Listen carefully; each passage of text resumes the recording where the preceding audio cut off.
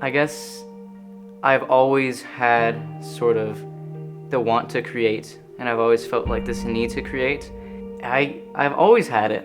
I don't know what sort of inspired me to do so. I guess I've always seen these. I've always like watched these cartoons or read these books or seen all these creative things, and I've always wanted to sort of replicate that. I wanted to replicate the awe that I felt in those things and try to allow other people to feel the same awe and the same excitement that I had about art. Any event that happened in my life? Yeah. Like, I guess sort of, I think it might have, there's two. There's one event as, I guess, me actually learning how to draw and actually learning how to do things precisely and how to make things look like I wasn't just a 2-year-old scribbling on a paper. That was one major event, yeah. And it's still happening right now, I'm still learning. But another event is probably realizing that the art that I do doesn't need to be like strictly contained in illustration. I've recently been sort of like branching out into all these other different types of art that I think by doing all these different types of art, it's all sort of meshing into one and they're all building off of each other and it's all helping each other like that. So that's another thing that's sort of changing with me right now. Anything that changed my outlook on life? Does it have to relate to art? No? There's one big thing that I guess I could think of that changed my outlook on life. And I think it's probably losing my parents in like the 6th grade. There's like a lot of stuff going on, so I ended up having to leave them and move in with my aunt and uncle instead. And that, I feel like, forced me to become more independent. And so from then on, I've been sort of, thinking in that independent way, and I've decided to focus everything that I have and all these thoughts that I have into trying to build myself as a better person. And I think part of that is learning how to teach with art. It's learning how to put lessons into art, or learning how to use design to make the world a better place, or writing either to convince people on a topic or to just, I guess, teach lessons. That's what I'm all about in my art, is teaching lessons. It didn't change my illustration style, but it changed what I wrote, I think.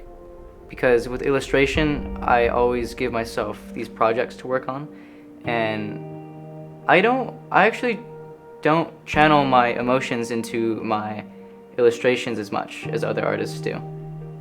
I feel like the stories I try to tell, they may reflect past emotions that I've had, because all the lessons that I want to give are based on my past emotions, but if there's any like current emotional sadness that I have, and I'm working on this one painting, it never reflects in it. I don't think you could tell how I'm feeling based on my paintings. This might not be the answer that the Say wants, but I don't think I learned a lot from the Say at all, at least when it comes to illustration. With film, I've learned a lot, but in terms of illustration, I actually learned everything that I know away from the school. I've learned it all from just the internet, picking out different YouTube videos, or I subscribed to this one online art class for a while. That's where I learned everything, and I learned it from different people, different artists that I know. The Say's helped me in people, definitely. Instead of being at another high school where there's a bunch of different people who don't know anything about art or design or any of that stuff, at the Say I have this community of people that I've sort of handpicked who I stay connected to. I've tried to find the most passionate students that I could find, and I've tried to find the most relatable students that I could find, and the ones that I can bounce ideas off of. I think that's one thing I was lacking at other high schools, is being able to relate to students about art, because everybody here is all for it, and that's definitely the community that I want to surround myself with.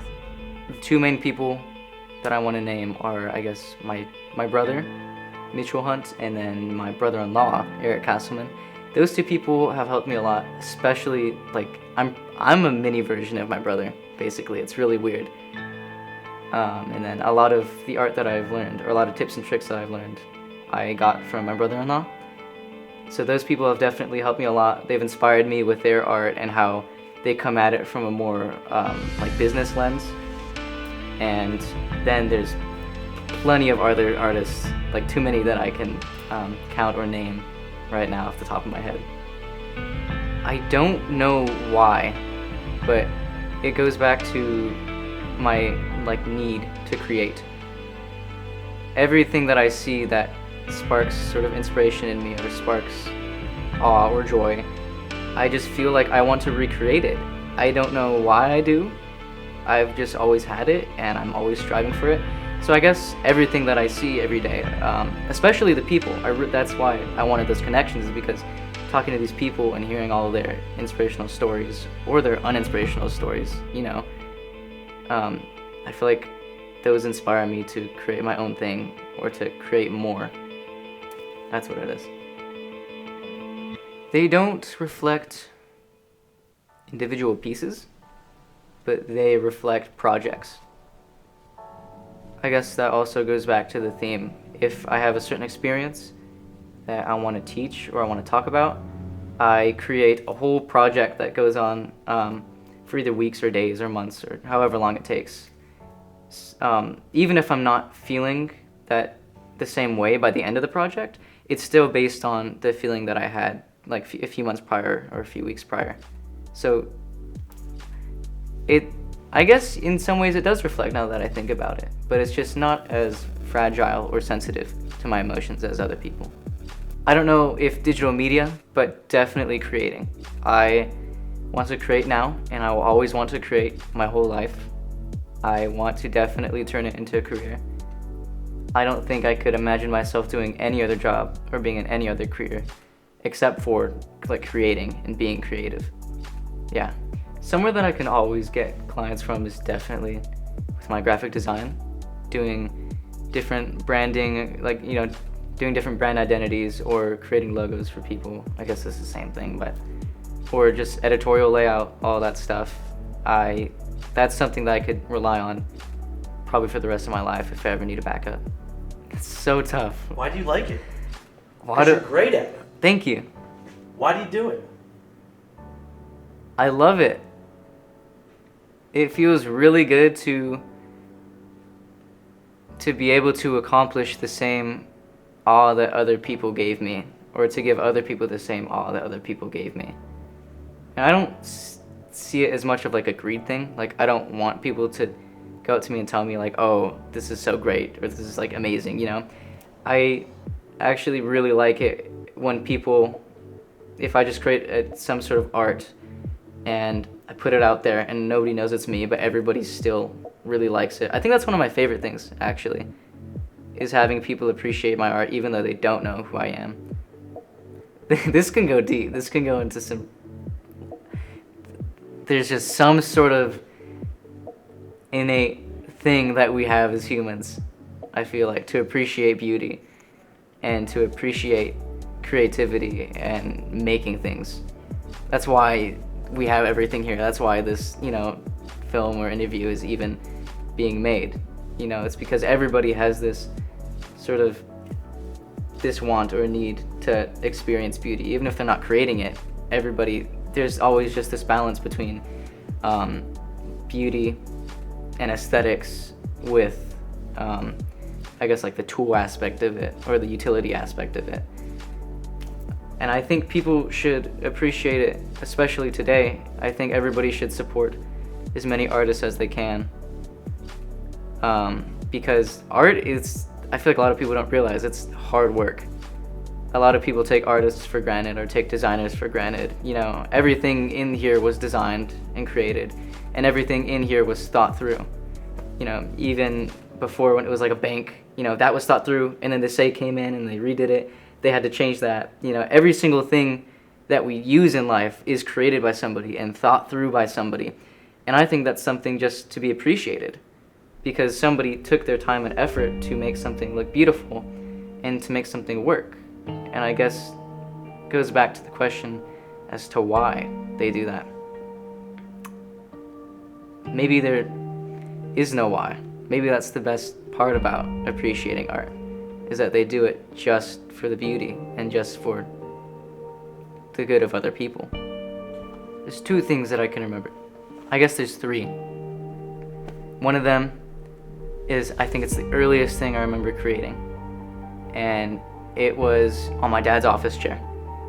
I just went to his room and I just plucked out this one ballpoint pen, and I went to his chair. It was like a gray chair, and I just drew a smiley face on it, 3 dots and then a line like that. That's the first thing I remember creating, and I remember my dad being sort of mad, but I thought it was cute because it was a smiley face, so I didn't really care that much. I was probably 2 years old or something. And I remember at the same time, I tried to draw my dad, maybe a couple days later or something, and he had a mustache, but I always remember drawing mustaches above the nose instead of under the nose. I thought that was a little quirky thing.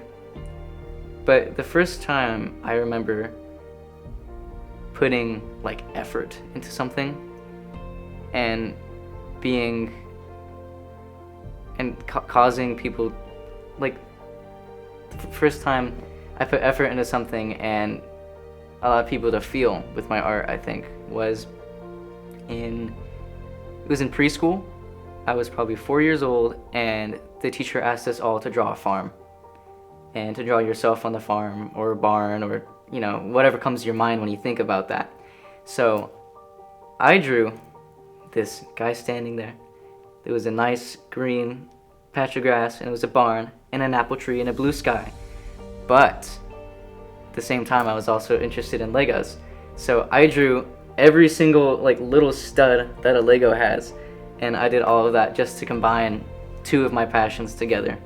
And I remember my teacher holding it up in front of the class, and it was like, "Look at what Andrew did! Look, he made a Lego farm. Look at what you guys can do, And all the other kids were looking at it and just thinking about it and saying like, "Wow, Andrew, that is a dope Lego farm." I felt happy about that.